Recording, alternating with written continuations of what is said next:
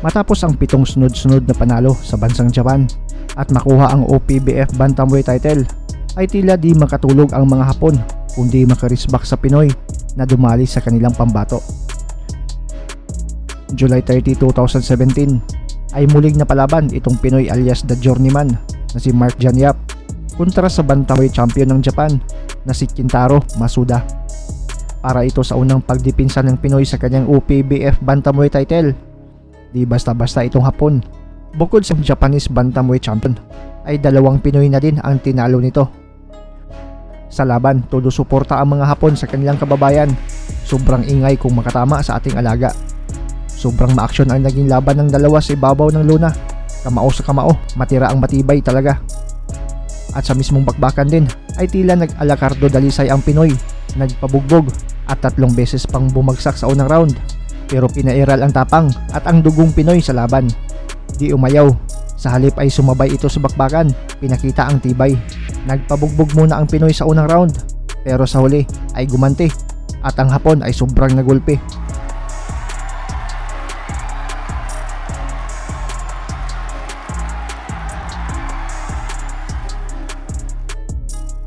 Sabay nating balikan ang impresibong laban ni Mark John Yap alias The Journeyman kontra sa champion ng Japan na si Kintaro Masuda.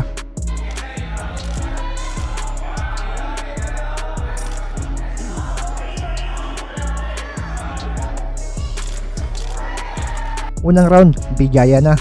Agresibo agad ang Hapon. Tumba agad si Kabayan nang masapol ng solidong kanan.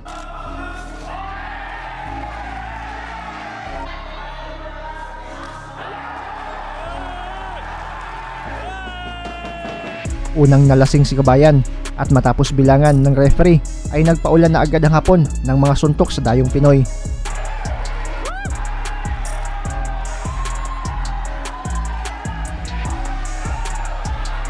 Tumba ulit si Kabayan pero basta Pinoy ay palaban. Tumayo pa pero ilang segundo lang bagsak na naman ng masapol sa panga.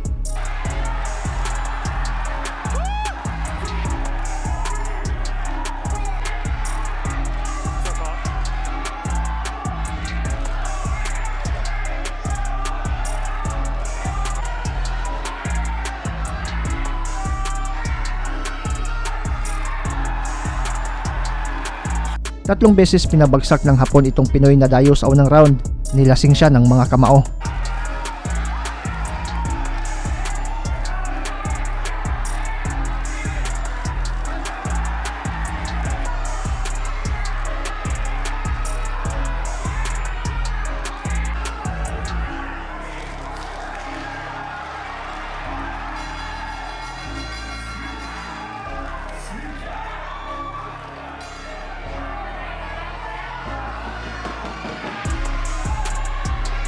Round 2, tuloy ang laban.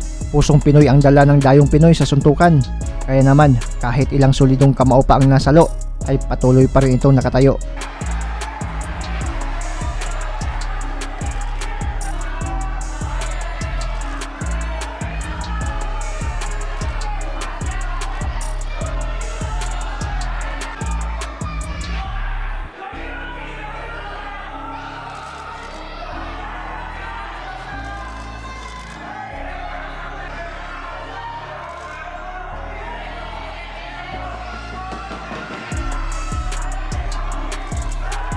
Akala ng mga Hapon na dito na magtatapos ang sumpa na dala ng Pinoy. Akala nila mapuputol na ang 7 sunod-sunod na panalo ni Mark John Yap sa Japan. Pero dahan-dahan na palang nakarecover ang Pinoy sa pagkalasing nito sa suntok.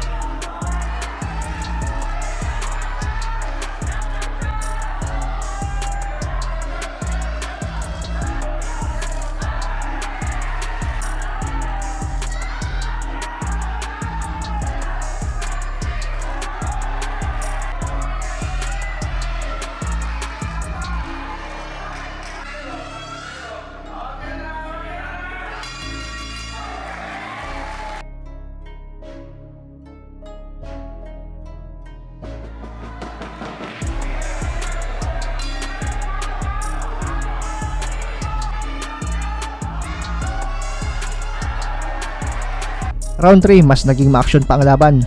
Agresibo pa din ang Hapon. Mga solidong patama ang binibigay niya sa dayong Pinoy.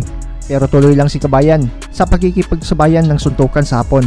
Focus lang sa gagawing diskarte ang Pinoy kung paano idagdag sa listahan ng mga tinalong Hapon itong tigasing kalaban.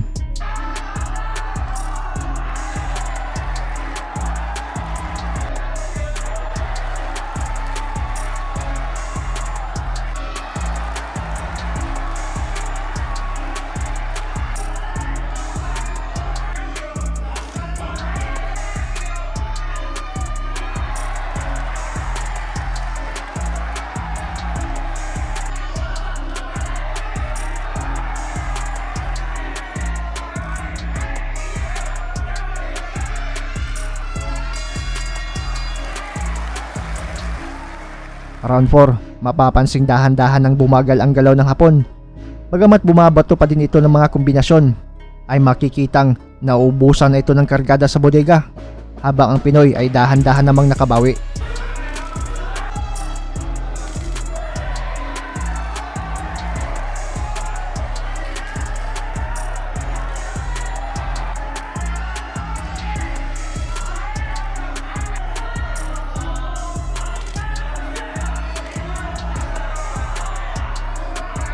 Ang Pinoy na ang umaabante at agresibo, sabayan pa ng mga kombinasyon ng mga solido. Tinamaan sa panga itong Hapon at siya na naman ang nalasing at bumagsak sa suntok ni Kabayan.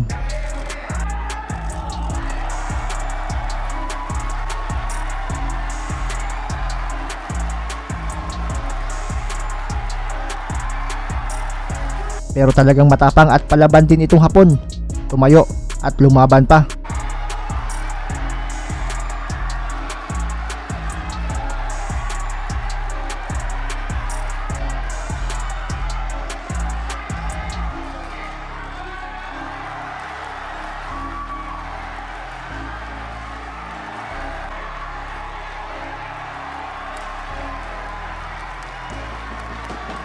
Pero ilang segundo lang ay pinaulanan na, sinabon at binanlawan na ng Pinoy itong kalaban.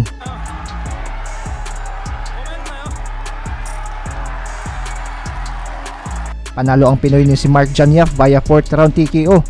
Malacardo Dalisay ang ginawa. Nagpabugbog muna sa una pero bumawi sa huli at nanalo pa. Hi guys, this is Mark Magnifico Magsayo. You are watching Channel Manoy.